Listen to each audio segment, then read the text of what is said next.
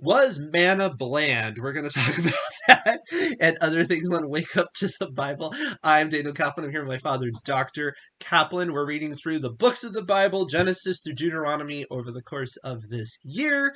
Today, we're going to read Exodus 11 through 36. I'll be reading from the Robert Alter translation, and then we will discuss what we have read. Let's get started. And I will have to go back a little bit if you saw yesterday because I overread. Okay. And the Lord said to Moses, saying, I have heard the murmurings of the Israelites. Speak to them, saying, At twilight you shall eat meat, and in the morning you shall have your fill of bread, and you shall know that I am the Lord your God. And it happened in the evening that the quail came up and covered the camp. And in the morning there was a layer of dew around the camp. And the layer of dew lifted, and look, on the surface of the wilderness, stuff, fine, flaky, fine as frost on the ground. And the Israelites saw, and they said to each other, Manhu, what is it? And they did not know what it was. And Moses said to them, It is the bread that the Lord has given you as food. This is the thing that the Lord charged. Gather from it each man according to what he must eat. An omer to a head. The number of persons among you, each man for those in his tent you shall take. And the Israelites did thus, and they gathered, some more and some less. And they measured it by the omer. He who took more had no extra, and he who took less had no lack. Each according to what he must eat did they gather. And Moses said to them, Let no man leave over from it till morning. But they did not heed Moses. And some men left over from it till morning, and it bred worms and stank. And Moses was furious with them. And they gathered it morning after morning, each man according to what he must eat. And when the sun grew hot, it melted. And it happened on the 6th day that they gathered a double portion of bread, 2 omers for each. And all the chiefs of the community came and told Moses, and he said to them, This is what the Lord has spoken. A day of rest, a holy Sabbath to the Lord is tomorrow. What you bake, bake, and what you cook, cook. And whatever is left over, leave for yourself to be kept until morning. And they left it until morning as Moses had charged, and it did not stink, and there was no worms in it. And Moses said, Eat it today, for today is a Sabbath to the Lord. Today you will not find it in the field. 6 days you shall gather it, and on the 7th day, the Sabbath, there will be none then. And it happened on the 7th day that some of the people went out to gather, and they found nothing. And the Lord said to Moses, How long do you refuse to keep my commands and my teachings? See, for the Lord has given you the Sabbath. Therefore does he give you on the 6th day bread for 2 days. Sit, each of you, where he is. Let no one go out from his place on the 7th day. And the people ceased from work on the 7th day. And the house of Israel called its name manna, and it was like coriander seed, white, and its taste was like a wafer and honey. And Moses said, This is the thing that the Lord commanded, a full omer of it to be kept for your generations, so that they may see the bread with which I fed you in the wilderness, when I brought you out of the land of Egypt. And Moses said to Aaron, Take 1 jar, and put it in a full omer of manna, and set it before the Lord to be kept for your generations. As the Lord had charged Moses, Aaron set it before the covenant to be kept. And the Israelites ate manna 40 years until they came to settled land. The manna did they eat until they came to the edge of the land of Canaan. And the omer is 1/10 of an ephah. All right, so we have the rather famous account about manna. And I'm not sure where you want to start. It's interesting. He first gives them a regular meal. I mean, it's miraculous, but he gives them Quail, right? Then, Regular protein. Then one step beyond, now he gives them supernatural food. It's right, something that they can't even identify. Right. It's interesting how that works. And of course, Jesus talks about the manna and as a type of himself in John 6. Yeah. And even the way it's described in different parts of the Bible, it reminds one of Revelation 1, where Jesus is pictured as bright and shiny with eyes like flame of fire and so on. So the imagery of the manna in a way is similar. And it has to be renewed every day. It's like Bible study and prayer. It has to be renewed every day. It has to go out, and they go out and I was to say the morning, is it say that they go out and gather it, and there's fascinating aspects to it. The fact that no matter what you gather, there's just a certain amount that you wind up with. And then on Sabbath you get a double portion.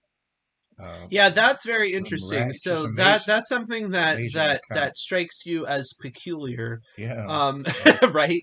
Because it says, where is it? It said, "He who took more had no Right. extra, and he who Mm. took less had no lack. Each according to what he must eat did they gather." So I guess what it's saying is, even though some people need to have more to eat and some people need to have less to eat, that's what they gathered. They did not get it. Or are you, do you get from this that there's some sort of miraculous thing? But it can't be too miraculous, because it says that people can leave it over and it can stink. So it's not like it just miraculously is what you need. It seems like they were actually, it's like the idea is that you were supposed to be, it reminds me of those Chinese buffets where if you don't eat all the plate, they actually charge you for what's left over. And so it seems like the idea is that people went out and they gathered what they could consume and no more. And they generally did do that. Except there were some, because it says some men left over, and Moses was angry with them. But the idea is that you shouldn't have any left over, and most seem to follow that. That's what I get out of it. What do you get out of Some may have decided they would just maybe, have a certain amount of discipline to leave it over because they didn't trust it to be there the next day, which was lack of faith. it? Right. Well, I Yeah, guess if that, I mean, the idea is that they didn't even eat as much as would be their full, or do you think they ate their perhaps full and just took too much? maybe they decided to rein in a little bit because they didn't know Mm, if they were going to get any the next day. interesting. Uh, you know, Yeah, that is interesting. And of course, again, when you connect it to Pentecost, you have the counting of the Omer, and so here they have counting going on and things like that. It connects a lot with that. But it is interesting because you have the two examples of rules that they deliberately don't listen to, because he says, don't keep any, and some people do it. And then he says, well, on the Sabbath, there is not going to be any. And they know they get the double because they can tell what double is, and yet they still continue to look for it. However, going back to what you were talking about, with that weird passage where God was talking to Moses, you can see here, and the Lord said to Moses, "How long do you refuse to keep my commands?" And that's not right? Moses. Yeah. So I would say, let's go back to that other one where he says, "Why are you shouting out?" I don't necessarily know if he was Moses. I'm gonna I'm gonna defend that interpretation. Look at the old King James for that one. My commands. How No, long do you refuse to yeah. keep? See if the you there is ye. Oh, I see. It may be plural there. Uh oh. Look at the old King James Yeah, again. you're right. It probably is. Mhm. Well, I was so close. I want to say something about Jesus used this verse when he was tempted. Foiled by grammar. Matthew 4 and Luke 4. Yes. Deuteronomy 8:3. Moses says, "So he humbled you and allowed you to hunger and fed you with manna, which you did not know, nor did your fathers know, that he might make you know that man shall not live by bread alone, but man shall live by every word that proceeds from the mouth of the Lord." Yeah. So you see that manna, in effect, is a type, in that sense, of God's word. hmm I think people too underestimate bread because of our modern culture. Although those who are connected to, less affluent societies would understand this, but Hmm. up until very recently, bread was such a staple. I mean, Right. I think it was, there was a point at which it was like 70 to 80% of your income would be to buy bread or Yeah. something like that. It was crazy high. I mean, and again, pointing to some of the things that I think of as modern technology, which I know some people hate because of things like genetic engineering, and I'm not saying that can't be manipulated or inappropriately used. However, a lot of the techniques that we've used to create a lot of abundance, especially in the West, Yeah. come from an ethical monotheistic view, and a view that the world can be observed, there's systems, and we have gotten so much better at a lot of things. Um, and to some degree, that's in our undoing, right? Because then we take for granted all the systems that got us there.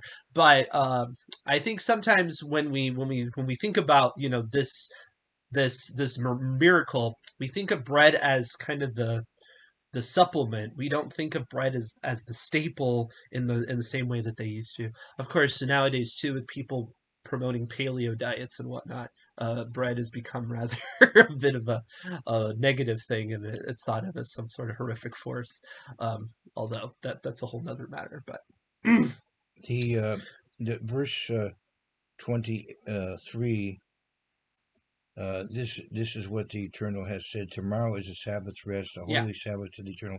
Bake what you will bake today, and boil what you will boil, yeah, and lay up for yourselves all that remains to be kept until morning. yeah, So Friday is the preparation day. A lot of times we neglect preparation day, yes, but Friday is preparation day for the Sabbath. So right, that's something to keep in mind. If you're a Sabbath keeper, to yeah. make proper use of Friday as preparation. Well, the double portion idea too. It's like, Right. if you may have to do extra work in order to fully appreciate the Sabbath, and that's part of the system. You might The have an extra boost so you can have the come down. the Jewish tradition, they have these two chalot, these two loaves Yep. on Friday evening, reminding them of the double portion. Right.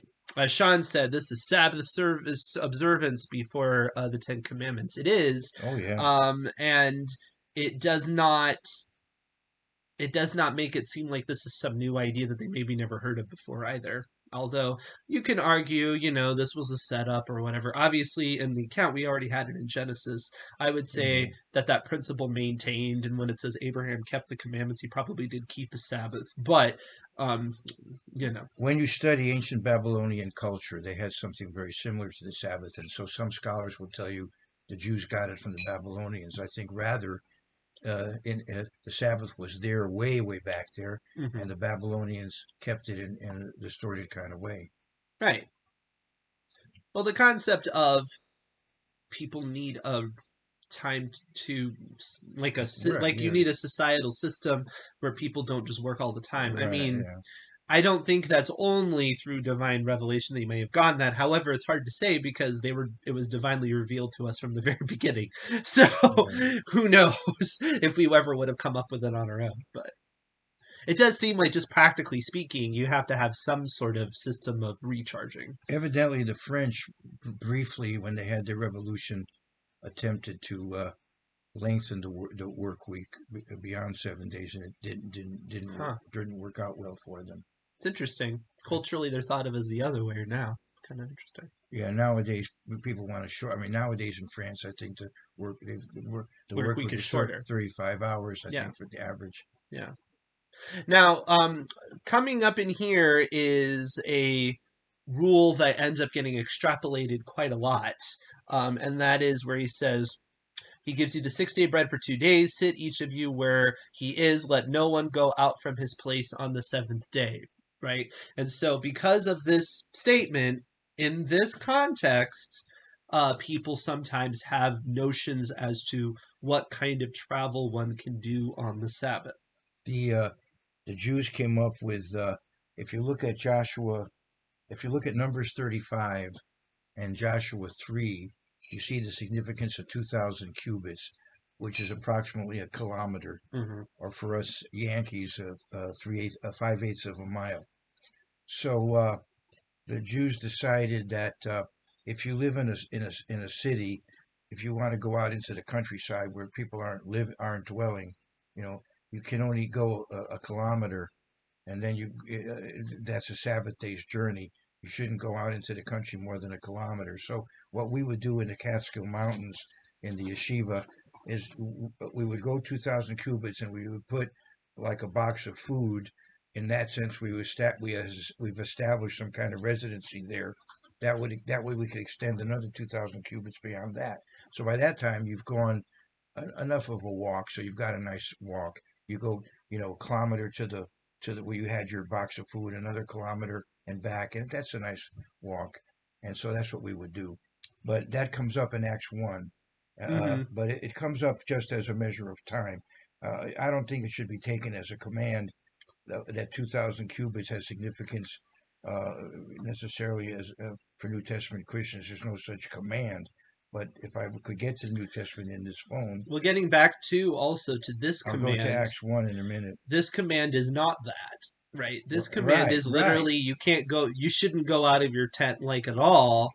No, No. to look for manna, because Right. obviously they should go out for other things. If you believe that this is actually the Sabbath, right, which I do, and that sounds kind of silly, but I mean, this is let's say that this is reestablishing the Sabbath custom, right? Right. Then you would say there is a convocation involved, which involves some sort of Of gathering. course.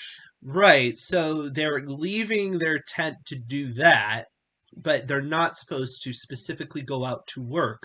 So this Right. doesn't seem to be involved with No. going out from your place just as a general idea. No, if you want to drive out to a park or something, Right. or my in-laws used to have to drive 100 miles just to have a church service.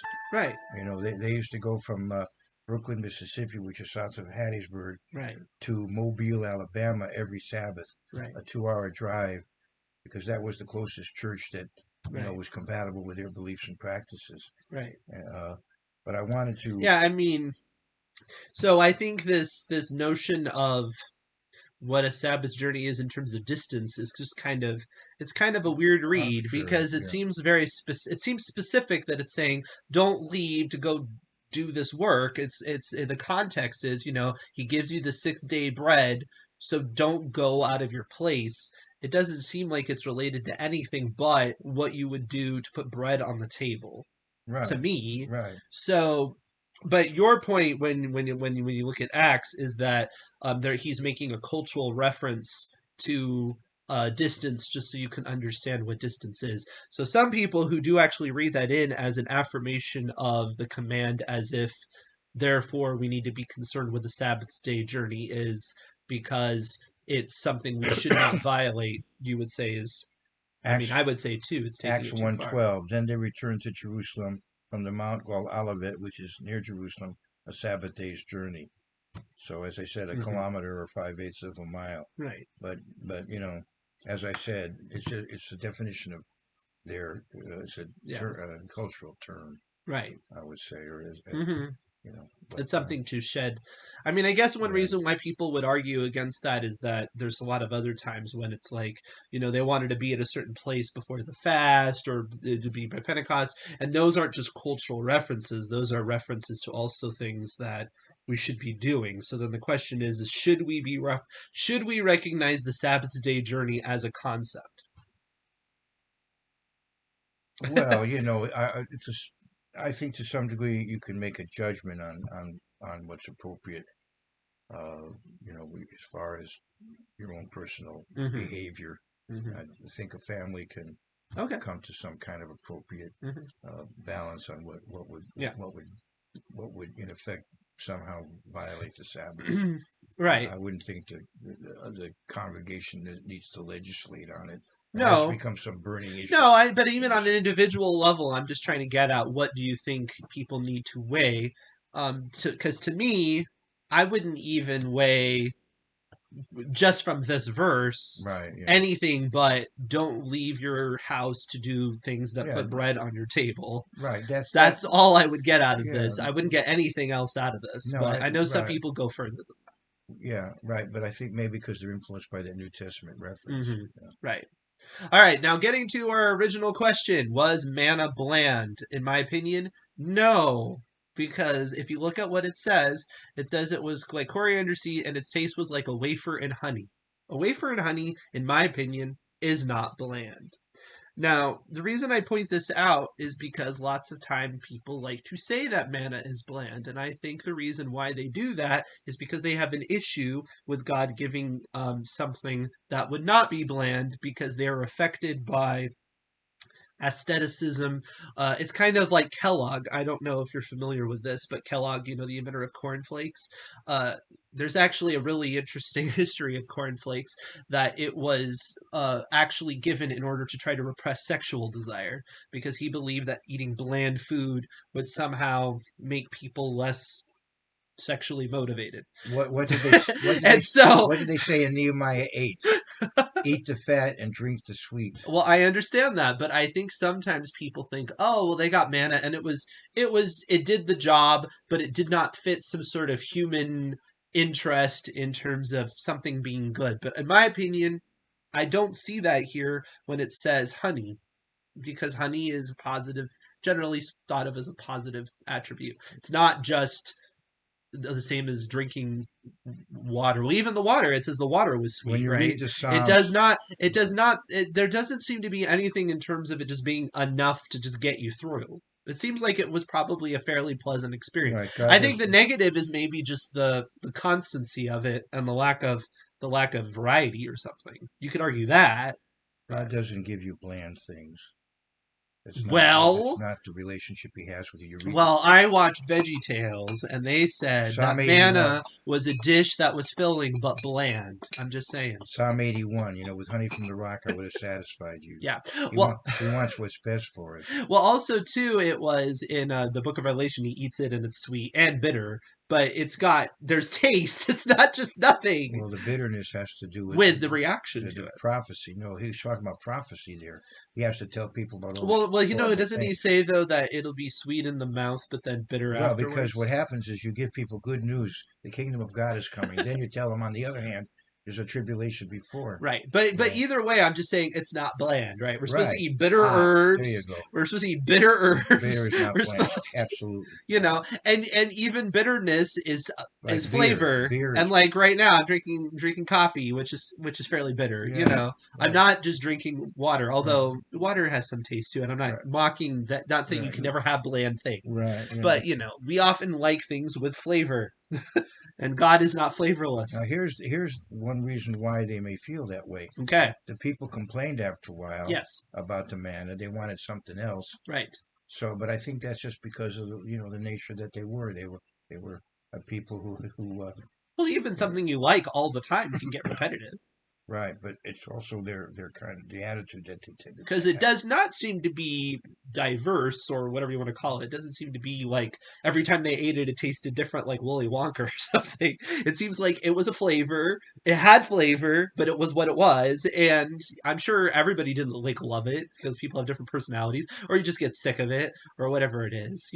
And I think that speaks to the idea of sometimes us wanting to invent things or quirky interpretations or weirdness to the Bible that's not necessary Now, just see, because we get kind of bored, and that's not good either. yeah, that's the point. That the consistency. Right.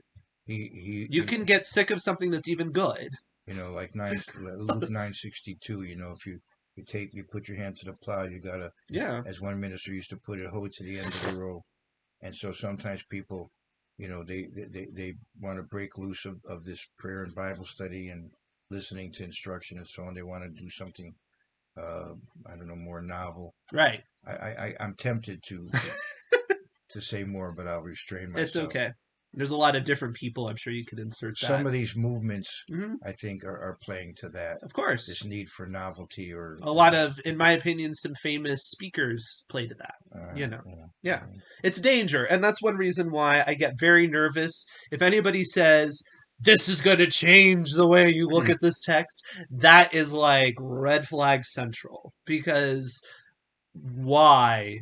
Why should it do that? You know what I mean? Why would you expect that? I don't expect somebody to necessarily come in with some sort of crazy hot take that's just going to make me reevaluate everything. I'm not saying that isn't possible, but I would expect it to be highly unlikely because I think of God's text as much more even keel than that. Yeah. So when somebody comes in with that, I'm very, very skeptical that they're not trying too hard to make something different for the sake of making something different. All right. The last thing I wanted to bring up was the fact that they set apart some of it. They put it in a jar, and this is going to be preserved. It's going to end up in the Ark of the Covenant, right? Yeah, and or at least in front of it maybe, but yeah, it's like this. It's interesting though that you have this preserved manna, and this manna is not going to go bad. So he must have. At some point, At some point, you don't. It's not there anymore. At some point, It's missing. It's missing later. Ooh, that's interesting. What happened to the missing I manna? don't know. That's something to get. I feel like it's like one of those weird time capsules where they like open. Have you ever? Well, you probably Yeah. never watched this, but on YouTube, like they'll find old stuff and they'll eat it.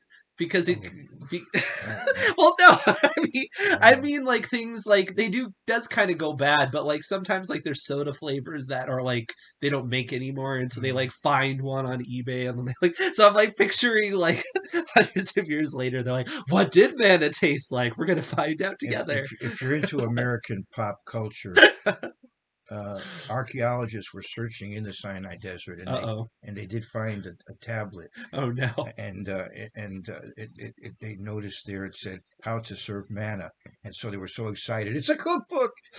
Wow, that's a pop culture reference. How to serve manna. It's a cookbook. Yeah. And if you get that, I'm glad. Twilight if you don't, Zone, if it's okay, Zone, yeah, Twilight Zone. Excellent show, in my opinion. Not fully biblically accurate, but one of the more biblically accurate shows you will find, in my opinion. All right. So that being said, moving on. All right, let's move on from manna, which wasn't bland. Remember that. And please like, subscribe, hit the bell, and we will see you tomorrow.